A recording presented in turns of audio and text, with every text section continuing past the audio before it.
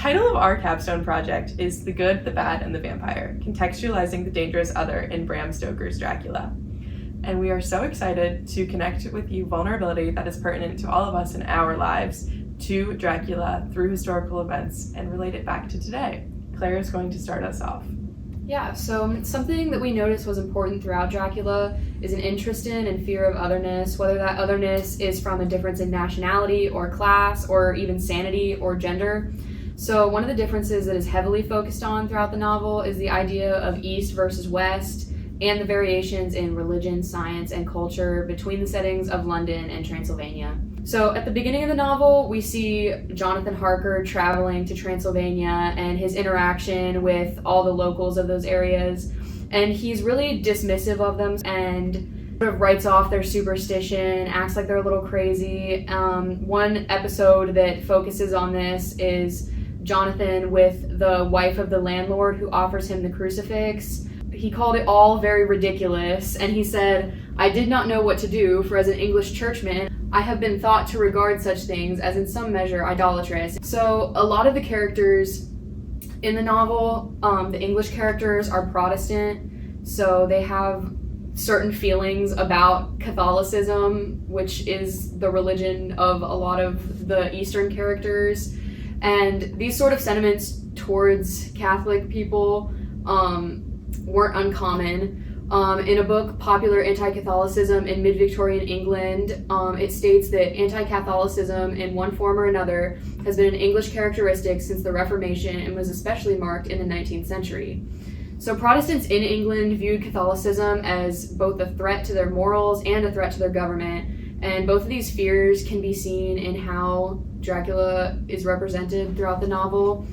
We also see similar sentiments towards the Catholic people of Romania from Mina later in the novel. And this is at a point where they're already aware of the existence of Dracula and they still just view them as being very superstitious when they know these superstitions aren't unfounded anymore. Mina says, "It is a lovely country full of beauties of all imaginable kinds, and the people are brave and strong and simple and full of nice qualities. In the first house where we stopped, when the woman who served us found the scar on my forehead, she crossed herself and put out 2 fingers towards me to keep off the evil eye." So she notes the suspicion of the people, but she still... And this country is Transylvania, yes, correct? And it's the people of Transylvania? Yeah. Awesome. And she still just writes off the superstition, acts like it's sort of silly, but they're aware of Dracula by this point. Despite this is at a point towards the end of the book where Dracula's already harmed people, they still look back on those in Romania like, oh, those silly superstitions, like East versus West, they're lesser than. And I think that's kind of like funny in terms of like how we see like differences in vulnerability between cultures. So it's just interesting that Mina's like dismissing them almost when she literally has been attacked by Dracula and has a burn mark on her head from like a holy wafer. And I think like tying it kind of a little bit back to present day, it's like I feel like our society especially kind of like, again, I don't know if romanticizes is the right word, but it's like when we look at other cultures, we like kind of look at them as it's like, oh, they're kind of like inferior. There's like, definitely a lens of American superiority, yes, I think, or Western superiority, yes. I would say. I feel like many people still feel like other countries are more technologically behind when they really have like no awareness of it or just like awareness of their religion or anything. And instead of like, I think really looking in and like either learning from that or like trying to understand, we're just kind of like, oh, like ignore it. Despite like us, I feel like facing similar issues. Yes. Like again, Mina literally has been attacked by Dracula. And yet the Romani people, when they're like warding off the evil eye, she's like, oh, such like a silly people. Yes. Like, Yeah. So then we also see sort of the vulnerability when Dracula is planning to move to London and invade there. Dracula himself in the novel is a manifestation of a British fear of the Eastern other.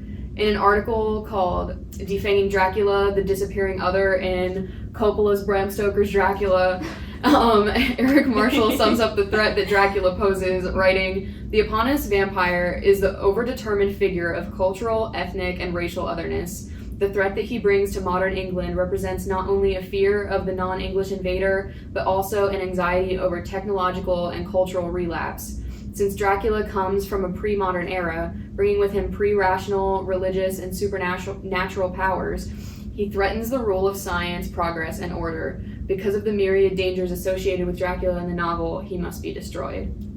I feel like that really much relates, like, not to get too dark, but like today with like all this like threat of war, I feel like in like the headlines we always see like somebody's threatening war against like the United States, and it's like there's just this like fear of, it's like we don't know what they're doing, like we feel like we're superior to them, but it's like we kind of, you know what I'm trying to say here? Like, yes, we're consistently on edge. Yeah. I feel like that's acknowledged in the novel too. Like they feel a sort of sense of superiority and act like they're invulnerable, but they also recognize that there is a threat to them. Yeah. Like, And they have to travel all the way to Transylvania. Yeah, like they're very vulnerable, but they don't really seem to acknowledge their, I mean, maybe they like, I don't think they acknowledge yeah, their they don't really vulnerability. acknowledge their vulnerability. Like I think of like Van Helsing, like he's like, yeah, we're just gonna throw all this at them, and it's like we're the superior ones, and it's like, yeah, like we're gonna come to Romania and we're gonna be like the heroes, like the West comes to the East. Yeah, I don't think there's ever a doubt in their minds that they will come out on top. Like they feel scared for like the women. Yeah, of course. And of course, like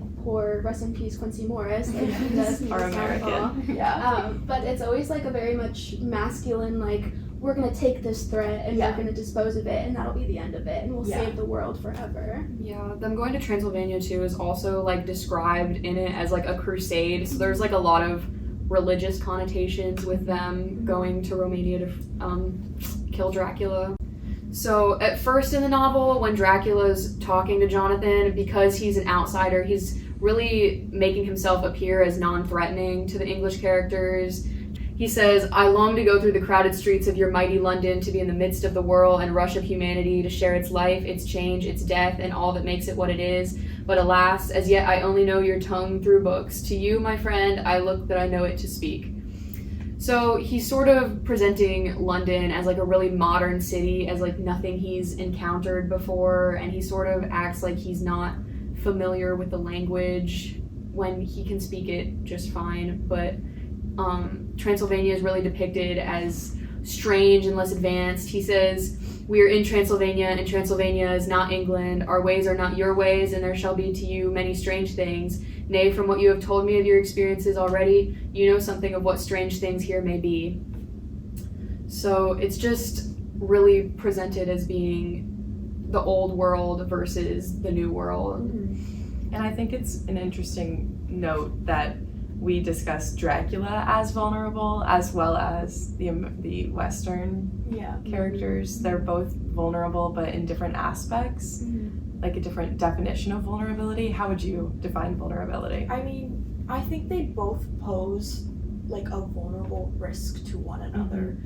Like a battle for like power almost. Like they both, I feel like, think they're just so superior and like they're going to win. And so, and I don't feel like we maybe see this as much in the novel, but I feel like Dracula does feel very vulnerable to what they do to try to stop him. Like they literally are taking away he needs like the dirt from Romania to live, and they're taking that away. And so he, like when he realizes he cannot stay in London anymore, he flees to Romania, and that puts him in a vulnerable position because they immediately go after him again. So it's like, it's kind of like he poses a threat to them, but then they also pose a threat to him, and it's kind of this like multifaceted vulnerability. Because it just sounds like to me like kind of like two imperial like forces like coming to a head. Because like Dracula isn't like the leader of Transylvania, but he like is in this like castle,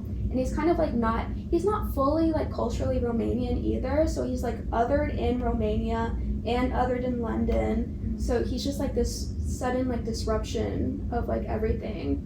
And I think that's kind of like, it makes him vulnerable because he doesn't really belong to any place. But I think, I don't know, it's just interesting because I'm like, I think I am conflating the historical Dracula, quote unquote, what he's based on. I think it's important to not, like, to acknowledge the like Dracula as like a cultural icon. We picked Dracula because of his cultural. So I think like you saying like importance. I'm confusing it, like I think that's okay because it's important to acknowledge that like this is kind of just where everything That we is all chose coming this from. text. Yeah, this is like why we chose it. Because it has lasted Yeah. over 200 years. And like that's kind of the whole point of this project is it's like why is Dracula so still relevant to us in 2024 yeah. compared to 2014 compared to 1914. Yeah. So another thing that I found really interesting was Dracula not just going against like the religious beliefs of all the English characters, but also just like their overall way of thinking in general, because they're all presented as very like rational and think very like science based, and his powers are rooted in the supernatural, so it's hard for them to understand. And it's also combated by like Catholicism in a way, which like is unfamiliar to them. So that makes Van Helsing like a really interesting figure in the novel because he's helping them understand the like strangeness of everything and also sort of introducing like Catholic practices to them. Yeah. Like there's one scene where he's talking to Dr. Seward and he says, "You are a clever man, friend John, but you reason well and your wit is bold, but you are too prejudiced. You do not let your eyes see nor your ears hear, and that which is outside your daily life is not of account to you. Do not think that there are things which you cannot understand and yet which are, that some people see things that others cannot." So I just found that really interesting, him sort of talking to Dr. Seward about, you know, just the strangeness of everything. And also we see that with like Jonathan, how he's completely in denial of what's happening to him until Van Helsing is like, no, this is real. You know, he needed like a man of science to like tell him that what was happening was real. Yeah, I don't even think it's like fully like Catholic versus Protestant. I think Western is like the Western perspective is very scientific, especially in the book.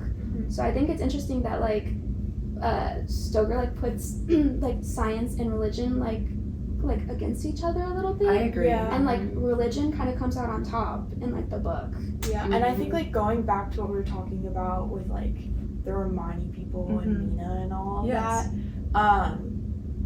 it's kind of like, so like when they're in London, Arthur, you know, they all do make references to being like holy, like Christian men, you know, everything.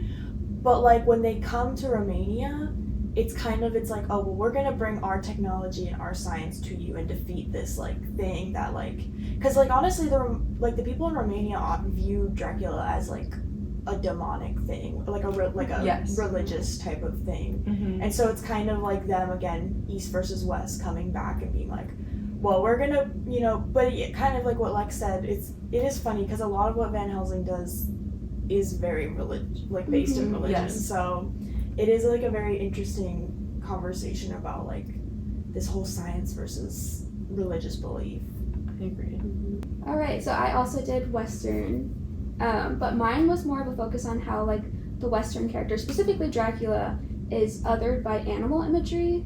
We talked about how Dracula is othered in like pretty much every aspect. He's not fully Romanian, he's not fully human, he's not fully animal, but he is like this, he occupies this weird in-between space between like disease and animal and kind of visually humanoid.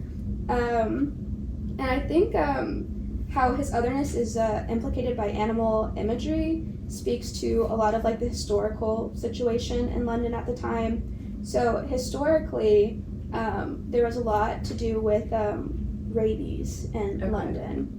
And this started out because Londoners were living amongst like animals, especially like livestock animals. Like it was very condensed, like your neighbor was your cow and your pig. But then as people started to get more concerned with like sanitization, as urbanization started, they pushed like all the livestock animals out to like these farmlands on the outskirts of London, which was good, but then like there was like this weird gap where like humans need like an animal companion, like that's just how humans are. And so they started to be like involved in pet keeping, especially with dogs. Like there's always been cats, but dogs were not usually like in the house or like part of the family, quote unquote. But this is like the rise of like the house dog. They started to like breed them in certain ways. Like this is like the beginning. Like the Victorian area is where the pet dog began. Interesting. But as like this narrative of like dogs are a human's best friend started to arise, more and more people started getting dogs, and then more and more dogs started getting sick. Yes. Just as like a population thing, when you have a lot of dogs in an area and a lot of people don't know how to take care of dogs perfectly at that point, like you let your dog roam, he gets bit by an animal, he comes back sick. So as more dogs started getting sick, they started putting out these taxes on the sale of dogs to slow down, because a lot of people were making a lot of money off of the vendors were making a lot of money off of dogs.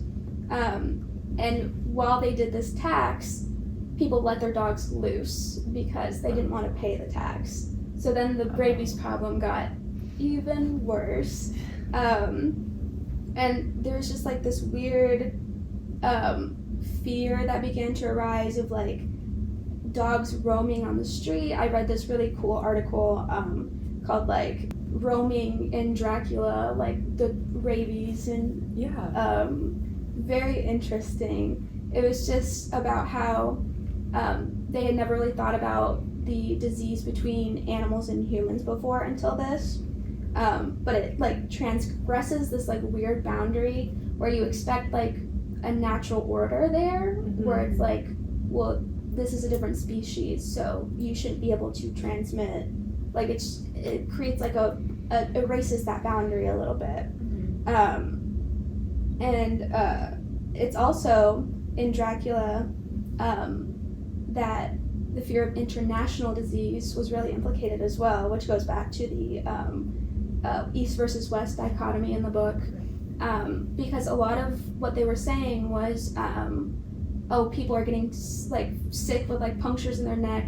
It can't be like a bat from London. It has to be a bat that came over from like the South, I think, was implicated, and it just got loose and started biting the kids. We know that it's semi-true because it was Dracula, but it's interesting that what was immediately pointed to was like a foreign animal.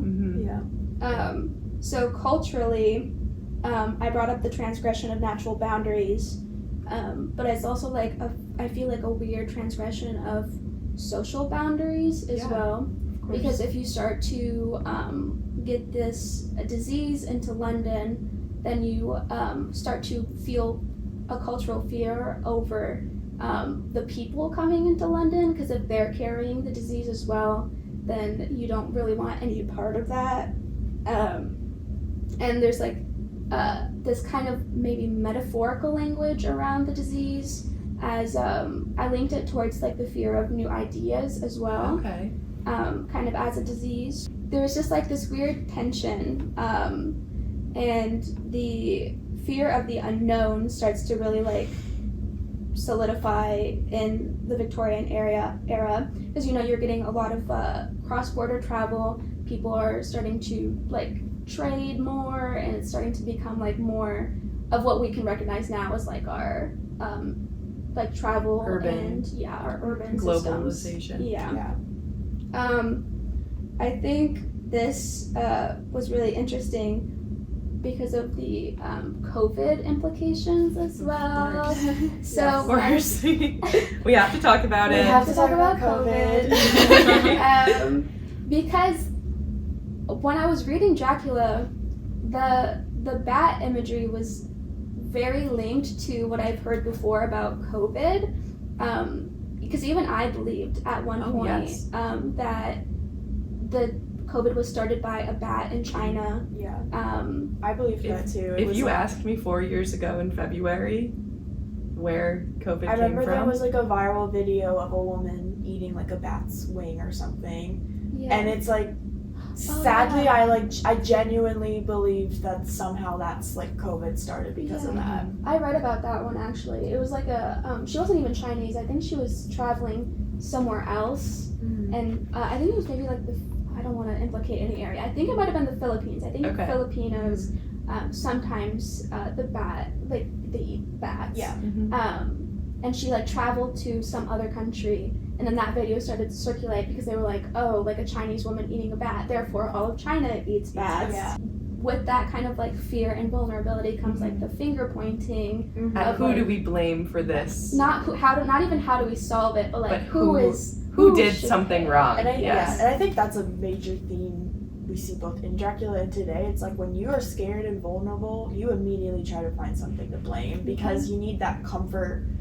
Like you need like something to like solidify like this fear. Like you need a reasoning behind it. And that's been prevalent throughout all time. Yeah. Any historical conflict. Honestly, I think any major historical event, that's been the main reason it's happened. Yeah, I mean, sometimes it's not unfounded. Like in Dracula, we kind of have to separate a little bit. I agree. Dracula is actually the problem here. Yeah. He did do this. They're not paranoid. Yes, Yeah. I'm the problem. But like the narrative of like this not Western force coming into London, spreading diseases, hurting women and children, and then kind of just like leaving at the very end. Like that's very like that narrative is still like to this day like a thing. Yes. Not like the exact like nothing. It's not like nothing has ever changed. But like the narratives, I still think like we can see The roots are the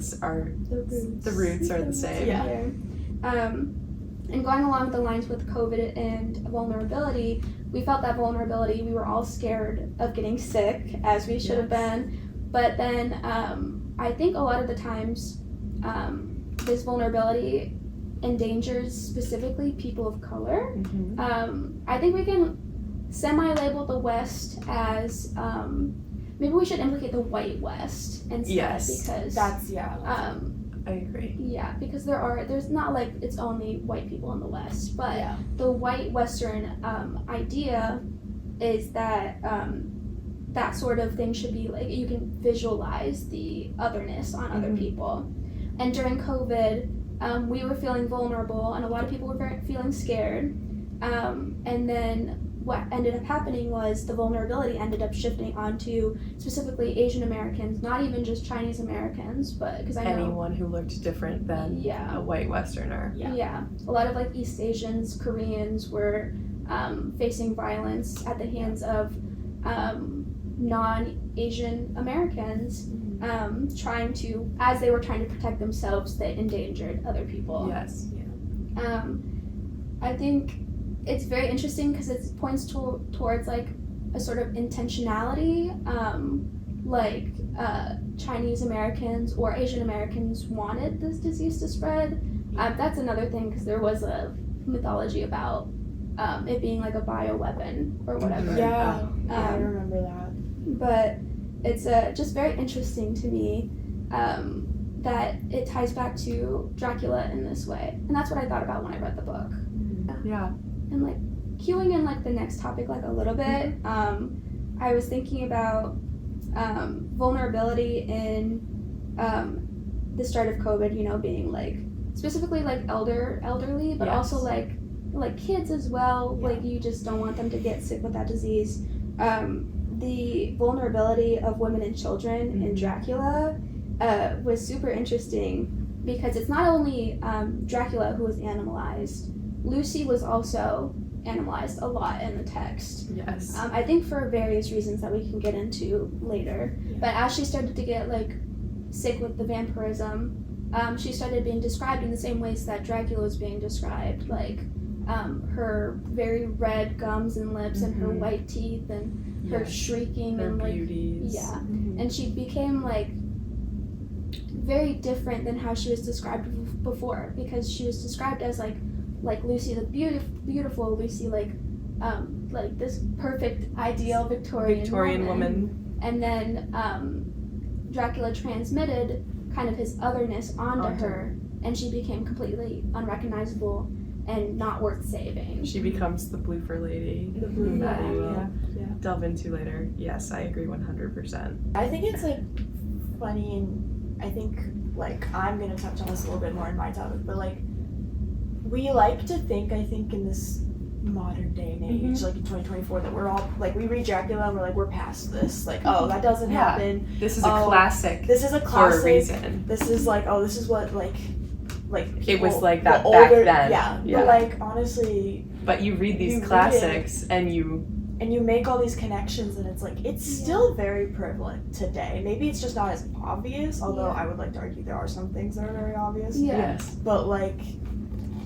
it is just, again, tying back to how it's all still relevant. Just right. Yeah. I think the horror genre is also very interesting, like as a classic, because it points to, especially like classic horror, the cultural anxieties. Like horror doesn't exist like in a bubble.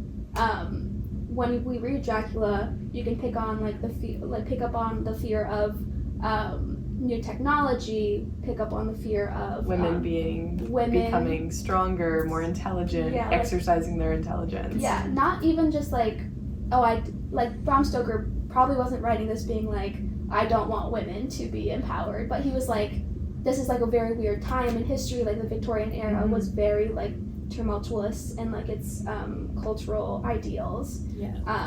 So in like this shifting time, you'd just be like what's next, like as like times change, like what is going to happen to us. Like it links back to like us believing in like the bat mythology of COVID. It's like, you know, when you feel vulnerable, you don't really tend to like read between the lines of like, oh, this is like you want to take something at face value. Yeah. That's a great segue into our next section, which is about women and vulnerability in Dracula.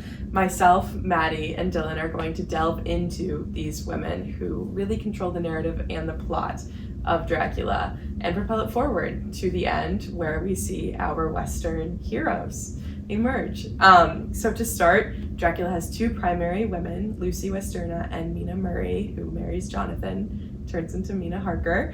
Bram Stoker acknowledges in his writing, both in an innate and an objective way, the standards that these women were held to during the Victorian era. I feel like that's a good place to start. As Lex stated, the Victorian era is tumultuous and volatile in its ideals. It doesn't really know what it's trying to be, what it wants to be, but it did create the subject of the new woman, which I feel like is really interesting. And what is the new woman? Oh, just a good question. Yeah. The new woman is a woman who is really taking back her bodily autonomy. She has a job, maybe. See Mina, she does, why can't I remember? Like shorthand. She knows shorthand. Yes. She is working, she's working for school. And then we also see Lucy, who actually asks, I know Dylan is going to touch more on Lucy's sexuality and the sexuality of women, but we see Lucy who says, why can't I have 3 husbands? Why, what's stopping me? Yes, but Dracula is at its heart a male-dominated novel, so we are seeing all of these stereotypes through the lens of a male. For example, I know that I cite a lot of Mina's character is developed through her letters to and from Jonathan, and then what Van Helsing describes of her. I want to say that Mina and Lucy are both implied to be vulnerable because they are victims of Dracula's crime. The men do also contribute, of course, to the overarching theme of vulnerability, but these two ladies are at the heart of what is considered vulnerability. I think even today, the word vulnerability kind of has almost a negative connotation. And I feel like it's associated with like being emotional, and being emotional is innately associated with, or weak, being a woman. Yeah. Men aren't vulnerable, they're strong, they defeat the evil. Yeah. But I think there is strength in being vulnerable, in taking time to reflect on your fears, and Mina does. Yeah, I think Mina definitely like reflects that, like in the way that she even like pretty much head starts this Dracula hunt. That's what I was about to say. Really, she is the one who. It's like Mina accepts like her vulnerabilities, and she kind of uses it. She like navigates around her vulnerabilities, whereas the men are equally as vulnerable to Dracula. I mean, he doesn't try to prey on them as much as he does the women, but it's interesting that it's like they go like straight forward into danger, and Mina still takes an very active role in helping bring down Dracula, but she does it in a way that navigates her vulnerabilities Mhm. instead of just like charging through them. Yes. I find it very interesting. There's a portion of the book, and I don't remember exactly where they're praising Mina for setting aside some of that emotional aspect to become more intelligent, and saying that she's almost equal to a man or one of the Yes. smarter men. But then at the same time, we have Dr. Van Helsing who says, like, she's shaped by God's own hand. Yeah, She's he's so like- perfect. He says that, and then he also says she's got a man's brain. And I think, like, I'm going to touch on this a little bit more later, so, like, we won't get too deep. But, like, I think Mina navigates her vulnerability in a very, I'm just going to hint at, acceptable way. Yes, and that's a perfect segue into my really conclusion that Mina, although she does fulfill the Victorian standards for a woman, she still is vulnerable. She still is the one who fuels the fight against Dracula. She sees where he's located. She allows everyone to know his location to finally kill him.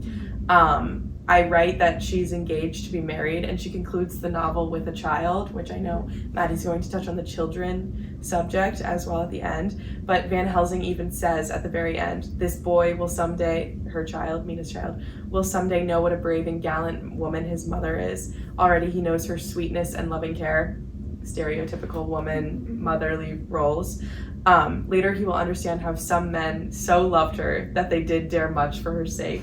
And of course, he's talking about Quincy and Jonathan. This is Van Helsing really using Mina as a vehicle to learn about how we should feel about her, about how Bram Stoker felt about her, about how women should be talked about and looked at in the Victorian era. Someone who's not looked at this way is Lucy. Sorry, what were you gonna say? Well, I was just going to say, too, I feel like Mina, I mean, I think both, well, it's kind of complicated because you do get letters from both Mina and Lucy, but I feel like for the most part, both of them are kind of viewed with a male gaze. 100%. And so, I mean, even in their letters, like Bram Stoker, a male, wrote them. So we were just talking about Mina and being like this beautiful idealistic woman, especially like being like something that just occurred to me, like her ending as a mother. I wonder if Lucy would ever be, like if Lucy didn't get sick, their new womanhood is constructed differently. Right. Do you think she was constructed as like someone without, like a woman without a future, and that's why like Mina survived over Lucy? Or do you think it was more of like Lucy was more promiscuous? I think I did actually look up some stuff about that, and I think, yes, Lucy was kind of set up to die and not have a future. Of course. Because, so, the thing we talked about, her iconic line, why can't a woman marry 3 men? I think when we were talking about Mina, like, she's a new woman, but she kind of pushes boundaries in a way that I think is acceptable, in a way that's digestible for these men. Yes. Lucy does not. And so, yes, I think she was set up to die, and because,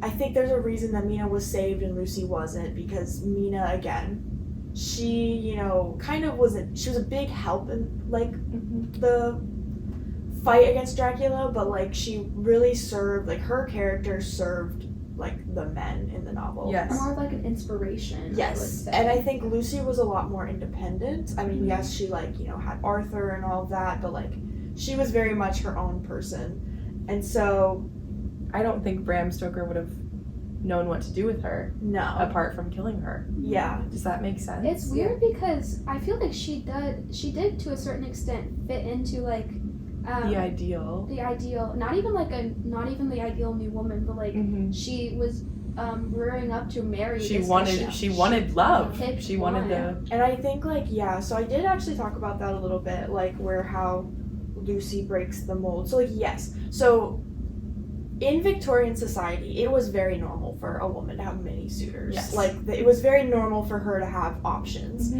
But once she was set on an option, she was not allowed to express any desire for anything else. And we see Lucy kind of break that mold. We talked about when I think Seward proposed to her for the first time. She said, I don't have the exact quote, but she basically implied her desire for somebody else. And that was a big no-no. Like, yes. you cannot admit desire. And I think historically, Victorian sex, that was a lot of what the beliefs about women and sex revolved around. So I have here that Dr. Eli Van de Worker of Syracuse, who was a fellow of the Gynecological Society. So, and this was in Victorian times. So he said that a woman's sexual passion was sexual orgasm in women is the sensory equivalent of emission in a man, observing the distinction necessarily implied between the sexes that in women it is psychic and subjective, and that in a man it also has a physical element and is objective. And that's from an essay called What Ought to Be and What Was. Objective versus subjective. Yes, women's sexuality in the 19th century. And so Lucy is kind of pushing these boundaries. So according to this, it kind of sounds like women were supposed to be it was supposed to stay in their head, and they were not allowed to exude a physical presence sexually. Yeah. And so this ties into fears with vampirism, because all the female vampires in Dracula are very heavily sexualized. Of course. We go back to the very beginning when Jonathan meets the 3 women in Dracula's castle. And immediately, I'm just gonna say, he's horny. He's turned on. And he literally is writing this, and he's I hope Mina doesn't see this. Yes. He says, I felt in my heart a wicked burning desire that they would kiss me with those red lips. There was a deliberate voluptuousness which was both thrilling and repulsive. I had closed my eyes in a languorous ecstasy and waited with a beating heart. So he literally, he's scared, but he's he's into it. He's into it, but I think it's important to acknowledge he's scared because he's into it. He's afraid that, because, he's into it. And so it brings up this threat of female sexuality in Dracula, which I think is very interesting. Stoker displays these women their sexuality is always threatening. Yeah. And going back to Lucy, when she becomes and they're kind of going back to why she was doomed to fail, always. She just is always kind of a little more open sexually than I think is natural or what was expected. The conceived notion of natural. And so I think, it brings up this fear, and it's why they have to immediately, kill her and stop her when she is a vampire. And it's even kind of hinted at, I think she was doomed to fail from the start, too, because just her relationships, when she's in the transition to become a vampire, a key thing is the blood transfusions.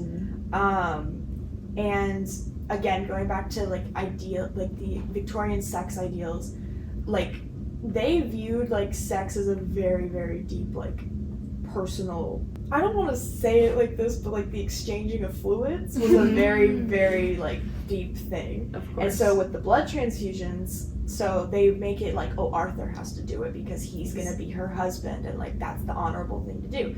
But there comes a time when Arthur's not around, so Seward does the blood transfusion, and I don't remember the exact order. I think it's Seward, then Van Helsing, then Quincy. I could be wrong on that. I think that's right. So literally she has, quote unquote, she has all these men inside her. Oh. And the blood transfusion, she's being penetrated, that is what Stoker's portraying. And so Lucy is not monogamous.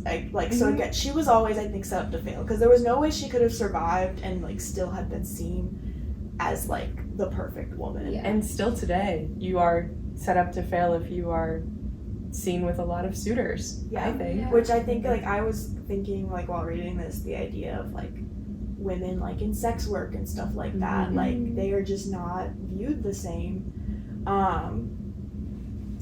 And I think it kind of goes into another idea of male masculinity, because another thing with Victorian sex is it was women were expected to just remain a virgin until their wedding night, and they were left vulnerable to whatever their husband wanted on their wedding night.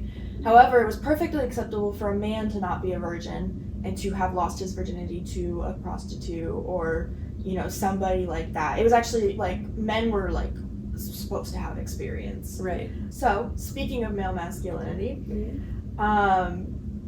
in the essay Vampiric Seduction and Vicissitudes of Masculine Identity in Bram Stoker's Dracula, It says, quote, critics have observed that in addition to preserving the symbolic purity of English women, which we'll talk about in a minute, Stoker's novel is also about the symbolic education of Englishmen, the strength of their own manhood, and destroying the symbolic threat of the vampire. And so we see a lot of male masculinity 100%. in this book with their, men being like, we have to be protective, we have to fight back, we have to, basically it's our duty as men to Mina stop. implies that she wants to go Yes. and defeat Dracula, and they stop literally- and say, no, you're a woman. You Yeah, cannot. they're like, your womanly heart can't handle it. And so, and with this idea of like male protection, and like male masculinity, it also brings up this idea that the men themselves are vulnerable. I think, we go back, especially Jonathan and Dracula. I don't know if we wrote it in the paper or if we discussed it before, but Jonathan is like, he's like very much like a Victorian like heroine in the beginning of the book. So it's very interesting that you're bringing up that he's kind of like not feminized, but not the extreme not. masculine. Yeah. I feel like the way he sort of has like a mental break in it too is sort of more of something that would be like something that would happen to a woman in this. The way he like felt like he was going crazy. Yeah, and it is funny. I remember like when Mina gets attacked by Dracula, Jonathan is like so supportive of her and like isn't afraid to touch her and everything, which I was really shocked by, honestly, especially after reading how they treated Lucy. Which again, going back to Lucy and how they treated her, we're gonna have to talk about kind of a traumatic subject, rape, and this quote unquote rape of Lucy, and I think kind of how it applies to sexual assault today. Yes. So just a little trigger warning there. So before Lucy is a vampire, they treat her with the utmost respect. Like Seward thinks going into her grave is like dehumanizing her. Yes. But when he sees what she is, he says that she is more, quote, more radiantly beautiful than ever. And he's really drawn to like her red lips, which again, the red lip imagery, everything. And he says, it made me shudder to think of so mutilating the body of the woman I had loved. Yet the feeling was not so strong as I expected. I was in fact beginning to shudder at the presence of this being, this undead, as Van Helsing called it, and to loathe it.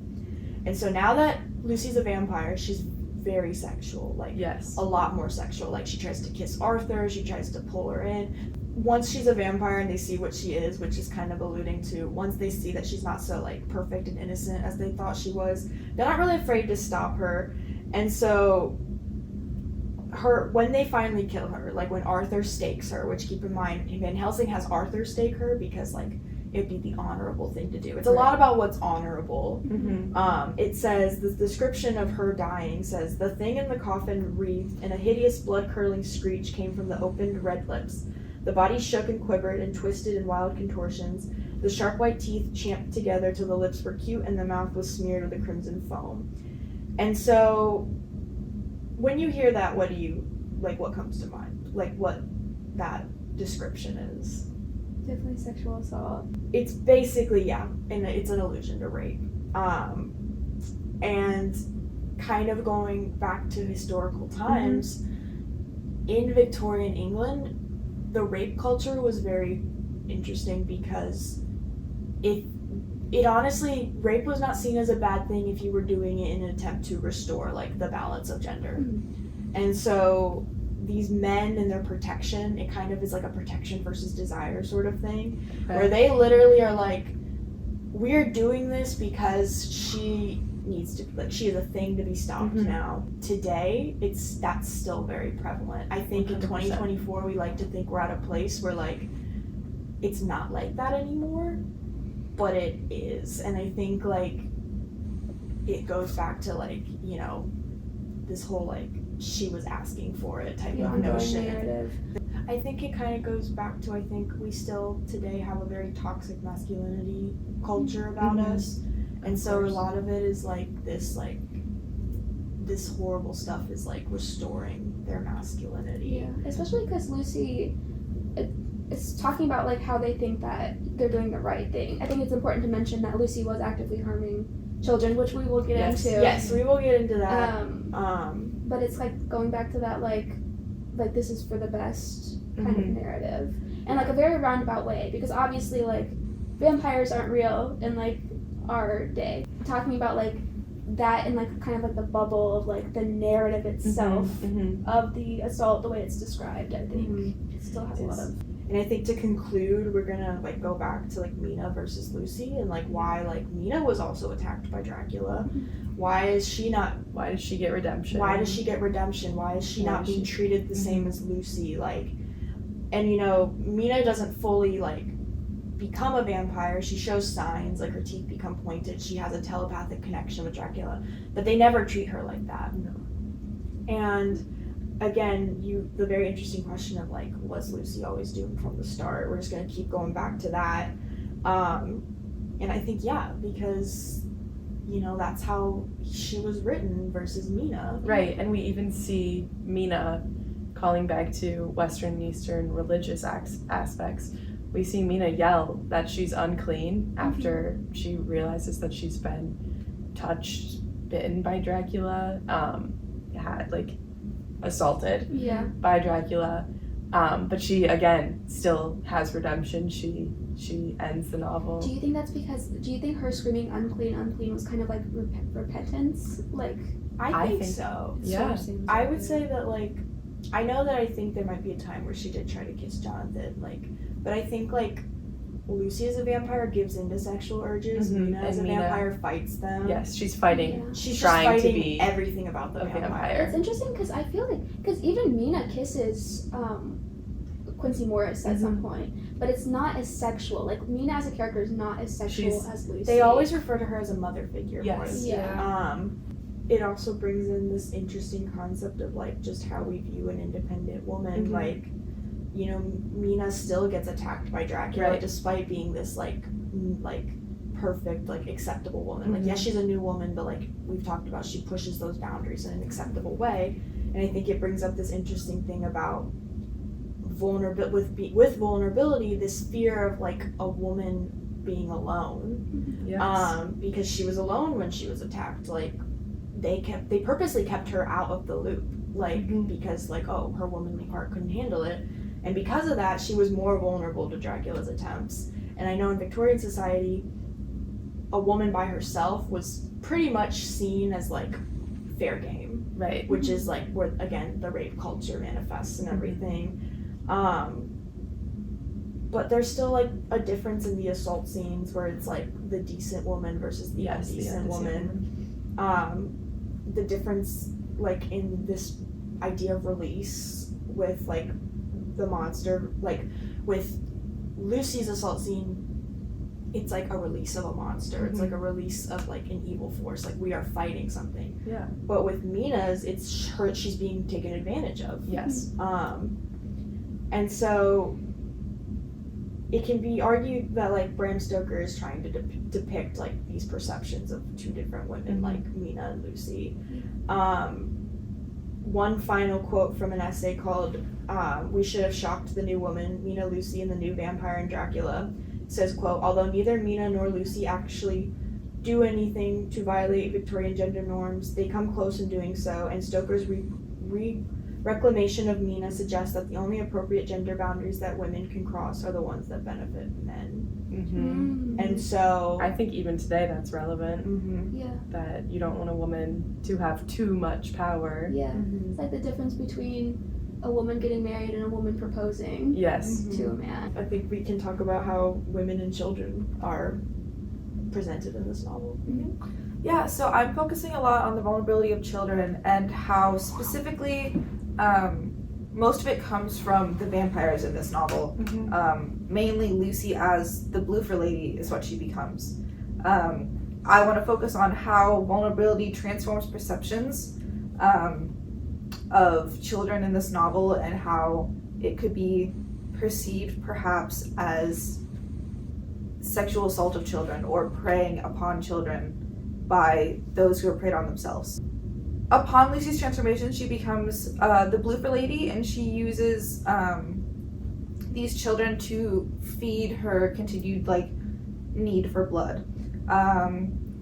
Children, you know, if you're thinking of the average child, is small, frail, typically not able to support themselves. Easy to kidnap.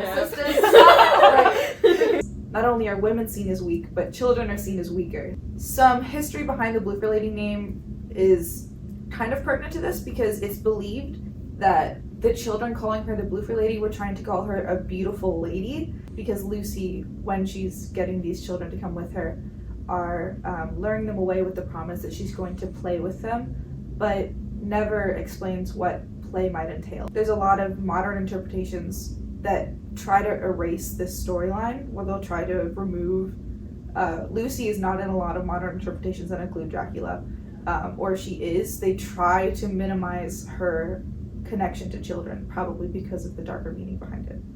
If we look at some of the historical context, Dracula was written around 1897. In 1885, there was a newspaper run that discussed the London Minotaur. This newspaper article went out and was portraying the evils of child prostitution and talking about the maiden tribute of modern Babylon, where basically children were stolen and sold off into child prostitution.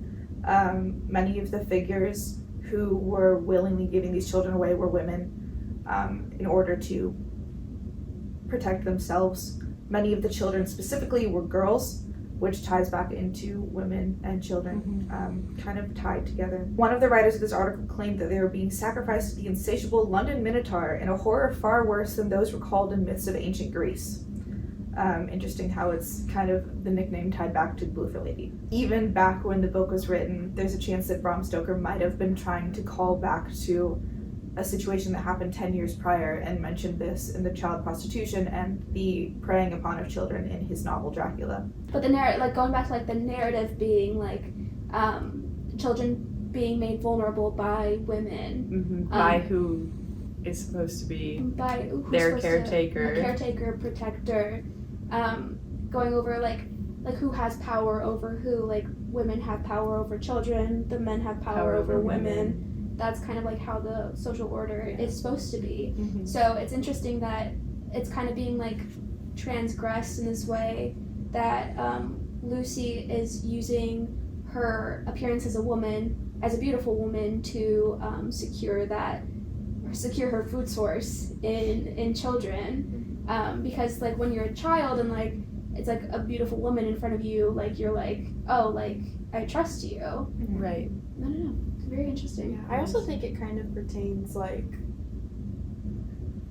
to Victorian society, like you said, women like were supposed to like be like these motherly figures with children, and Lucy obviously is, as we've talked about, not that. Like that's more for Mina. And so it's like this horror of like a woman who is more, like against standards, more sexualized, and like she just shouldn't be around children. Children themselves are very vulnerable. Yes. And I think like the motherly figure was supposed to be the person to like raise them up and like be these like perfect members of society. And so this horror of like Lucy being the one to like interact with them and like shape them and influence them. And it's specific to note that it's Lucy after she's it's Lucy, as her most sexual self. Yeah. Going back to like the question of like, was Lucy doomed? Mina ends the novel being pregnant. So that's like her interaction with children is like she's stationed as like this motherly figure throughout like the whole text, and then she goes on to have a child. Lucy is not super interested, at least for the brief moment that she gets like to have her like sane voice, interested in like having children. She wants to marry Arthur and like probably in the future have kids, but her being like this more sexual person, her interactions with children are not what Mina's interactions with children are. I think maybe the huge difference between, this is something that we didn't research a lot of, but I feel like would be interested in the future to go back to, the class differences between class Mina and Dracula and Mina and Lucy. Class and like class determining where you go in life is of course still prevalent today. And it's very difficult to get out of the class that you're born into. Like climbing up the social ladder. It's interesting that the lower class individuals come out on top though, whereas Yeah. Lucy and Arthur, who would have everything set up for them and have like a perfectly normal life, they just end up the switch gets flipped and everything goes wrong for them. That's an interesting concept. We haven't really touched on that. I know. I wish we before. did a little bit more with class, but there's such a broad topic. Yes, There's only yes, so yes. much. We have covered a lot about Dracula, a lot about vulnerability. And so in conclusion, we just want to thank you all for listening. Dracula is so pervasive because these narratives of vulnerability are at their core issues that humans have dealt with for centuries and I think will continue to deal with. Times change, Yeah. of course, time continues to pass, but we're human, and I think to be human is to be scared. That's so true. Yeah, I mean, I guess a question we can kind of leave off on, we don't have to answer this, just as a way to ponder our discussion. Kind of like these cultural narratives of vulnerability, are they like being not new, quote unquote, like as pervasive as they've been before Dracula, during Dracula time, during the Victorian era, not Dracula time. During Dracula time. During Dracula time, times of Dracula, should we feel comforted by the fact that these vulnerabilities and narratives aren't new? Should we feel comforted by the fact that we're not encountering anything that is very revolutionary? Times will change, but kind of like the fear, maybe as innate as it is, should be like, I don't know. These concepts will like always still be here. They'll just be in different cast in different lights. They'll just be like relevant to different things. Like issues are gonna probably evolve and change, but like at the core, like they're always gonna probably. And I think relate back that's to why us. Dracula is such a good precursor text. For 2024. Yeah, like he wasn't the first vampire novel, but I think we can say He was the defining vampire novel. Well, we'll leave you with that. Perfect. Yeah. Thank you. Thank you.